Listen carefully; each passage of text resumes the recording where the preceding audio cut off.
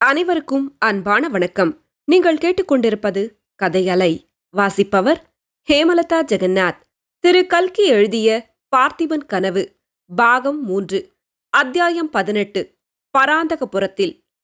சூன்யமான அந்த மகேந்திர மண்டபத்தை பொன்னன் உள்ளும் புறமும் பலமுறை சுற்றி சுற்றி தேடினான். மகாராஜா எப்படி மாயமாய் போயிருப்பார் என்று சிந்தனை செய்தான். நேற்று சாயங்காலம் காட்டு வெள்ளத்தில் கரை சேர்த்தது முதல் நடந்தனவெல்லாம் ஒருவேளை கனவோ என்று கூட அவனுக்கு தோன்றியது. இதற்கிடையில் வைத்தியனும் வண்டிக்காரனும் அவனை தொந்தரவு செய்ய தொடங்கினார்கள். தன்னிடம் ஆபத்து காலத்தில் செலவுக்காக வைத்திருந்த பொற்காசுகளில் ஒன்றை அவர்களுக்கு கொடுத்து அனுப்பினான். இளவரசருக்கு ஜுரம் முற்றி ஜன்னியின் வேகத்தினால் எழுந்து ஓடிப்போயிருப்பாரோ என்று பொன்னன் மனத்தில் தோன்றிய போது பகீர் என்றது. அவனும் பித்தம் கொண்டவனைப் போல் அங்கும் இங்கும் அலையத் தொடங்கினான். குடுகுடுவென்று நதிக்கரைக்கு ஓடுவான். மறுபடியும் மகேந்திர மண்டபத்துக்கு வந்து ஆசையுடன் நெஞ்சு திக் திக் என்று அடித்துக்கொள்ள உள்ளே எட்டி பார்ப்பான். மனம் கலங்கியிருந்தபடியால் இன்னது செய்கிறோம் என்று தெரியாமல் விக்ரமன் படுத்திருந்த வைக்கோலை எடுத்து உதர்வான். பிறகு வெளியிலே வந்து உறையூர் சாலையோடு கொஞ்ச தூரம் போவான். மறுபடியும் திரும்பி வருவான். இப்படி ஒரு தடவை அவன் திரும்பி மண்டபத்தை நோக்கி வந்தபோது மண்டபத்திலிருந்து சற்று தூரத்திலிருந்த ஒரு பெரிய இலுப்ப மரத்துக்கு பின்னால் ஒரு உருவம் மறைவதைக் கண்டான். அது ஒரு சித்திரக்குள்ளனின் வடிவமாக தெரிந்தது. கொல்லிமலையில் அருவிப்பாதையில் தான் அன்று பார்த்த பயங்கர உருவங்கள் பொன்னனுக்கு ஞாபகம் வந்தன. நேற்று இரவு இருளில் நடந்த சம்பாஷணையும் நினைவு வந்தது. ஓஹோ, மகாராஜா நரபலிக்காரர்களின் கையிலேதான் அகப்பட்டு கொண்டார் என்று எண்ணிய போது பொன்னனுக்கு வந்த ஆத்திரத்துக்கும் துயரத்திற்கும் அளவே இல்லை. இந்த ஆத்திரத்தையெல்லாம் அந்த குள்ளன் மேல் காட்டிவிடுவது என்ற நோக்கத்துடன் பொன்னன் இலுப்ப மரத்தை நோக்கி வேகமாய் பாய்ந்து சென்றான். தன்னை பிடிக்க வருகிறான் என்று தெரியாமல் மறைந்து நின்ற குள்ளன் மேல் திடீரென்று பாய்ந்து கெட்டியாக பிடித்துக்கொண்டு 2 குலுக்கு குலுக்கினான். முதலில் சற்று திகைத்த குள்ளன் விரைவில் சமாளித்துக் கொண்டு, என்ன அப்பா, என்ன சமாச்சாரம், எதற்காக இவ்வளவு ஆத்திரம் என்று கேட்டான். அடே குள்ளா, மகாராஜா எங்கே என்று பொன்னன் அலறினான். மகாராஜாவா? அது யாரப்பா மகாராஜா? உடனே பொன்னனுக்கு தன்னுடைய தவறு ஞாபகம் வந்தது. உதட்டை கடித்துக்கொண்டு, அந்த மண்டபத்தில் படுத்திருந்தவர் எங்கே என்று கேட்டான். குள்ளன் தன்னுடைய இடுப்பு துணியின் மடியை அவிழ்த்து உதறினான். பொன்னனை கேலியாக பார்த்து, ஐயையோ, என் மடியிலே வைத்திருந்தேன், காணோமே என்றான். பொன்னனுக்கு இந்த கேலி ரசிக்காமல் குள்ளனை அடிப்பதற்காக கையை ஓங்கினான். துடுப்பு பிடித்த வைரமேறிய அந்த கையின் அடி குள்ளன் மேல் விழுந்திருந்தால் என்ன ஆகியிருக்குமோ தெரியாது. ஆனால் அதற்குள்ளே குள்ளன் உடம்பை ஒரு நெளி நெளித்து பொன்னனுடைய பிடியிலிருந்து விடுவித்துக் கொண்டு ஒரே பாய்ச்சலாக பாய்ந்து மறுகணம் மாயமாய் மறைந்தான். பொன்னன் அளவிட முடியாத கோபத்துடன் அங்குமிங்கும் ஓடினான். இதற்குள் இருட்டிவிட்டபடியால் 10 அடி தூரத்துக்கு மேல் கண் தெரியவில்லை. மேலும் அந்த இடத்தில் நாலாபுறமும் புதர்களாயிருந்தன. எனவே குள்ளனை கண்டுபிடிக்க முடியவில்லை. மிக்க மனச்சோர்வுடன் பொன்னன் திரும்ப எத்தனித்த போது திடீரென்று அந்த இலுப்ப மரத்தின் மேலே இருந்து ஊ என்று ஆந்தை கத்துவது போல் ஒரு குரல் கேட்டது. பொன்னன் திகிலுடன் மேலே அண்ணாந்து பார்த்தான்.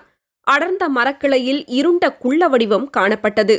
இன்னொரு தடவை ஊ என்று அழகு காட்டுவது போல் அவ்வுருவம் கூவிற்று. பொன்னனுக்கு அப்போது வந்த கோபம் இவ்வளவு அவ்வளவு அல்ல. அந்த மரத்தை வேரோடு பிடுங்கி சாய்த்து விடலாம் என்று எண்ணினான். அப்போது குள்ளன், அடே புத்தியற்றவனே, மகாபத்ரகாளியின் பக்தனே, உன்னால் என்ன செய்ய முடியும் என்று கேட்டான். பொன்னனுடைய மனத்தில் இப்போது ஒரு யுக்தி தோன்றியது. அதை பற்றி அவன் யோசித்துக் கொண்டிருக்கும் போதே குள்ளன், அடே முரடா, நீயும் மகாகாளியின் பக்தனாகின்றாயா? உன் கஷ்டங்களெல்லாம் நீங்கும் என்றான். என்னையா காளி பக்தனாக சொல்லுகிறாய் என்று பொன்னன் சிரித்தான். ஏண்டா சிரிக்கிறாய்? ஜாக்கிரதை, காளியின் கோபத்துக்கு ஆளாவாய். அப்போது பொன்னன், நான் சேர்ந்து விட்டேனாப்பா, சேர்ந்து விட்டேன். ஆனால் என்ன பிரயோஜனம்? கபால பைரவர் எனக்கிட்ட கட்டளையை நிறைவேற்ற தவறிவிட்டேனே. ஐயோ, அவருக்கு என்ன சொல்வேன் என்றான். அப்போது குள்ளன் வியப்புடன், அப்படியா, என்ன கட்டளையிட்டிருந்தார் என்று கேட்டான். இந்த மண்டபத்தில் படுத்திருந்தவனை பத்திரமாய் கொல்லிமலைக்கு கொண்டு வரச் சொன்னார். நேற்று ராத்திரி இந்த இடத்தில்தான் கட்டளையிட்டார். ஐயோ, தவறிவிட்டேனே என்று பொன்னன் அழுகிற குரலில் கூறினான். அடடே, முன்னமே சொல்லியிருக்க கூடாதா? நீ வருவதற்கு சற்று முன்னால் காஞ்சி சக்கரவர்த்தியின் மகனும் மகளும் இந்த வழியே போனார்கள். அவர்கள் அந்த மண்டபத்தின் அருகில் நின்றார்கள். மண்டபத்திலிருந்து ஒருவனை எடுத்துக்கொண்டு வந்து பல்லக்கில் ஏற்றிக்கொண்டார்கள். அவன் யார் என்று எனக்கு தெரியவில்லை. உனக்கு தெரியுமா என்று கேட்டான். இந்த கேள்வி பொன்னன் காதில் விழவில்லை. ஏனெனில் அவன் வைத்தியனையும் கட்டை வண்டியையும் அழைத்து வந்தபோது எதிரில் குதிரை, பல்லக்கு முதலிய ராஜ பரிவாரங்கள் வருவதைக் கண்டு ஒதுங்கி நின்றான். குதிரை மேல் குந்தவி தேவியைக் கண்டதும் அவளுடைய கண்ணில் பட்டுவிடாமல் வண்டியின் பின்னால் நன்றாய் மறைந்து கொண்டான். பல்லக்கை அவன் கவனிக்கவில்லை. இப்போது அதெல்லாம் பளிச்சென்று ஞாபகம் வந்தது. குள்ளன் சொல்வது உண்மையாயிருக்கலாம் என்று தோன்றிற்று. ஏனப்பா மௌனமாயிருக்கிறாய்? என்ன யோசிக்கிறாய் என்று குள்ளன் மரத்தின் மேலிருந்து கேட்டான். பொன்னன் அவனை பார்த்து, என்ன யோசிக்கிறேனா? உன்னை எப்படி காளிக்கு பலி கொடுப்பது என்றுதான் யோசிக்கிறேன் என்று கூறி கீழே கிடந்த ஒரு கல்லை எடுத்து அவன் மேல் வீசி எறிந்தான். குள்ளன் அப்போது முன்னம் விக்கிரமன் கத்தியை ஓங்கியவுடன் செய்ததைப் போல் வாயை குவித்துக் கொண்டு தீர்க்கமான ஒரு கூச்சலை கிளப்பினான். அந்த பயங்கரமான ஒலியை கேட்டதும் பொன்னனுக்கு உடம்பெல்லாம் மயிர்கூச்சல் எடுத்தது. அங்கிருந்து அவன் ஒரே ஓட்டமாக உறையூர் சாலையை நோக்கி ஓடத் தொடங்கினான். அந்த காட்டாற்றங்கரையிலிருந்து சுமார் காத தூரத்தில் இருந்த பராந்தகபுரம் என்னும் ஊரை பொன்னன் அடைந்தபோது இருட்டி ஒரு ஜாமத்துக்கு மேல் இருக்கும். ஆனால் அங்கே தீவர்த்தி வெளிச்சமும் வாத்திய முழக்கமுமாய் ஏக தடபுடலாய் இருந்தது. பொன்னன் என்னவென்று விசாரித்த போது சக்கரவர்த்தியின் திருக்குமாரரும் திருக்குமாரியும் விஜயம் செய்திருப்பதாகவும் அவர்களுக்கு வரவேற்பு உபச்சாரங்கள் அவ்வூர் கோயிலில் நடந்து கொண்டிருப்பதாகவும் அதற்காக ஊருக்கு வெளியே கூடாரங்கள் அடிக்கப்பட்டிருப்பதாகவும் தெரிந்து கொண்டான். அவர்கள் ஆலயத்தில் இருக்கும் சமயத்தில் தன்னுடைய சோதனையை முடித்துக் கொள்ள வேண்டும் என்ற எண்ணத்துடன் கூடாரங்கள் அடிக்கப்பட்டிருந்த இடத்திற்கு பொன்னன் விரைந்து சென்றான். ஊரை சேர்ந்தாற்போல் ஒரு மைதானத்தில் கூடாரங்கள் அடிக்கப்பட்டிருந்தன. யுவராஜா மகேந்திரனும் குந்தவி தேவியும் கோவிலுக்கு போயிருந்தபடியால் இங்கே அவ்வளவு ஜனக்கூட்டம் இல்லை. சில காவற்காரர்கள் மட்டும் அங்கும் இங்கும் ஓடினார்கள். பணிப்பெண்களும் ஏவலாளர்களும் கூடாரங்களுக்குள் படுக்கை விரித்தல் முதலிய காரியங்களை செய்து கொண்டிருந்தார்கள். மைதானத்தின் ஒரு புறத்தில் கிழுவைச் செடிகளால் ஆன உயரமான வேலி அமைந்திருந்தது. அந்த வேலி ஓரமாக பொன்னன் சென்றான். ஓரிடத்தில் 2 பணிப்பெண்கள் வம்பு பேசிக் கொண்டிருந்தது அவன் காதில் விழுந்தது. ஏண்டி மரகதம், திருவெண்ணைநல்லூரில் போய் இரவு தங்குவதற்காக அல்லவா ஏற்பாடு இருந்தது?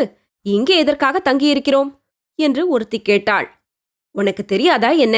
வைத்தியர் சொன்னாராம், நோயாளிக்கு அமைதி வேண்டும் என்று.